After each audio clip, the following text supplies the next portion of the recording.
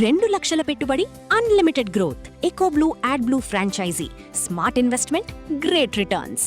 ఎవరు ఊహించనిది జరిగితే ఎలా ఉంటుంది, ఎవరు సాధించినది సాధిస్తే ఎలా ఉంటుంది, భవిష్యత్తులో కనీసం కలలో కూడా ఎవరు చెప్పనటువంటి ప్రక్రియ ఒకటి జరిగింది. అదే కేంద్ర విద్యాశాఖ మంత్రి ధర్మేంద్ర ప్రధాన్ రాజీనామా. ఆ రాజీనామా చేయించడంలో కీలక పాత్ర పోషించి సోషల్ మీడియా ప్రభంజనంగా మారినటువంటి కాక్రోచ్ జనతా పార్టీ వ్యవస్థాపకుడు, ఇది పార్టీ కాదు సోషల్ మీడియా మూవ్మెంట్ అని చెప్పి అంటున్నారు, అభిజిత్ దిప్కే రియాక్షన్ ఏంటి ఇది చూడండి. ఎవరు ఊహించలేదు ఈ కీలకమైన నిర్ణయం కేంద్రం తీసుకుంటుంది, ముఖ్యంగా ధర్మేంద్ర ప్రధాన్ తీసుకుంటారని ఎవరూ అనుకోలేదు. ఈరోజు మధ్యాహ్నం చర్చలకి సమయం అంటే 24 నిన్న సాయంత్రం జరిగినటువంటి 24 గంటల గడువు నేపథ్యంలో మధ్యాహ్నం చర్చలకి సీజేపీ రెడీ అవుతున్న తరుణంలో ధర్మేంద్ర ప్రధాన్ రాజీనామా లేఖ సమర్పించారనేటువంటి వార్త మీడియాలో బ్రేకింగ్ న్యూస్గా వచ్చింది. ఆ దృశ్యం చూసిన తర్వాత ఫస్ట్ రియాక్షన్ అభిజిత్ దీప్కే ఇచ్చినటువంటి ఎమోషన్, నేలపైకి అంటే భూమికి వందనం చేశాడు. పైకి లేచిన తర్వాత చెప్పిన మాట, సంవిధానం గెలిచింది, ప్రజాస్వామ్యం గెలిచింది, యువత గెలిచింది. సో ఈ దెబ్బతో మా శక్తి ఏంటో ప్రపంచానికి తెలిసింది. ఇది అభిజిత్ చెప్పినటువంటి ఆ మాటల సారాంశం అన్నమాట.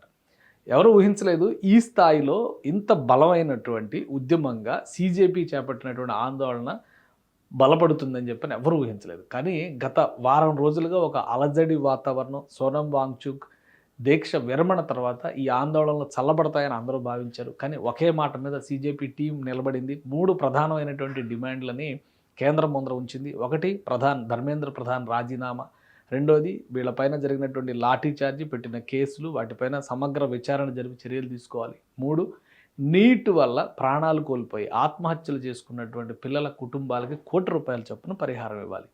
చివరి 2 అంశాలకి కేంద్ర ప్రభుత్వం నిర్ణయ సుముఖత వ్యక్తం చేసింది. ధర్మేంద్ర ప్రధాన్ రాజీనామా విషయంలో మాత్రం ఆలోచించి చెప్తాం, 24 గంటల్లోనే డెడ్ లైన్ విధించారు. సో 24 గంటల డెడ్ లైన్ ముగియడానికి కొద్దిసేపటికి ముందే, కొద్ది క్షణాల ముందే, లేదంటే కొద్ది గంటల ముందరే రాజీనామా లేఖని ధర్మేంద్ర ప్రధాన్ సమర్పించారు. ప్లస్ ఆయన చెప్పినటువంటి ఒక మాట చాలా ఆసక్తికరంగా ఉంది. ఏంటంటే, నాకు ఈ దేశ భవిష్యత్తు పైన నమ్మకం ఉంది, ఈ దేశ భవిష్యత్తు యువతే అన్న నమ్మకం కూడా ఉంది. ఈ రాజీనామా ఒక ఎమోషన్స్తోనో ఒత్తిడులతోనో చేస్తున్నది కాదు, ఆ భవిష్యత్తు కోసం చేస్తున్నటువంటి రాజీనామా అని ధర్మేంద్ర ప్రధాన్ చెప్పారు. సో నెక్స్ట్ సీజేపీ ఎమోషన్ ఏ విధంగా ఉండబోతుంది, సీజేపీ నాయకత్వం ఎలా ముందుకు అడుగు వేయబోతుంది అనేది ఆసక్తికరంగా మారింది. నిజంగా ఒక సోషల్ మీడియా ప్రభంజనంగా వచ్చినటువంటి ఈ ఎమోషన్ని సరైన రీతిలో కనుక నడిపించగలిగితే భారతదేశ భవిష్యత్తుకి దిశానిర్దేశం చేసేటువంటి ఒక బలమైన వ్యవస్థగా మారే అవకాశం ఉంది. కానీ ఈ ఉద్యమంలో జరిగినటువంటి కొన్ని కొంటె పనులు, తిక్క చేష్టలు, కొంతమంది చేసినటువంటి పనులు చూస్తే కనుక ఆ స్థాయిని దిగజార్చే విధంగా ఉన్నాయి. కాబట్టి ఇప్పుడు అభిజిత్ దీప్కే కానీ సీజేపీ టీం కానీ చేసుకోవాల్సినటువంటి సమీక్ష ఏంటంటే, తమ బలాన్ని తెలుసుకున్నారు కాబట్టి ఎక్కడైతే తమ బలహీనతలు ఉన్నాయో వాటిని సరి చేసుకునేటువంటి ప్రయత్నం చేయాలి. ప్రస్తుతానికి ఆందోళన ముగిసినట్లుగా ప్రకటించారు, ఎవరి ఇళ్ళకి వాళ్ళు వెళ్తారు. కానీ ప్రభుత్వం ఇచ్చినటువంటి హామీలు అమలయ్యే దిశగా ప్రతి ఒక్కరూ ఆలోచిస్తారు. ఆ అమలవుతున్నటువంటి విధానాన్ని సమీక్షించుకుంటారు. అవసరమైతే మరోసారి రోడ్లపైకి వస్తారంటూ సీజేపీ నాయకత్వం వార్నింగ్ ఇచ్చింది.